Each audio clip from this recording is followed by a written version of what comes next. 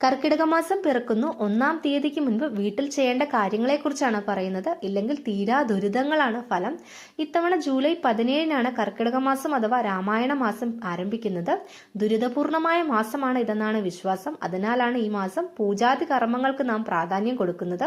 ഇത് പഞ്ഞമാസമാണെന്നാണ് പറയാറ്. ശുഭകാര്യങ്ങൾക്ക് നല്ലതല്ലാത്ത കാലം. ഇതിനാൽ തന്നെ ഈ മാസം രാമായണ പാരായണവും ഗണപതി ഹോമവും മറ്റുമായി ക്ഷേത്രങ്ങളും വീടുകളും ഈ കഷ്ടകാലത്തെ തരണം ചെയ്യാൻ ശ്രമിക്കുകയാണ്.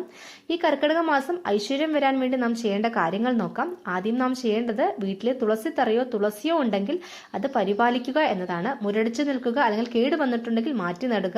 തുളസിയെ പരിപാലിക്കുകയാണ് ആദ്യം ചെയ്യേണ്ടത്. ഇതുപോലെ പൂജാമുറികളും ചിത്രങ്ങളും മഞ്ഞൾ വെള്ളം ഉപയോഗിച്ച് വൃത്തിയാക്കുക. മങ്ങിപ്പോയതും കീറിയതും പൊട്ടിയതുമായിട്ടുള്ള ഫോട്ടോകളെല്ലാം മാറ്റുക.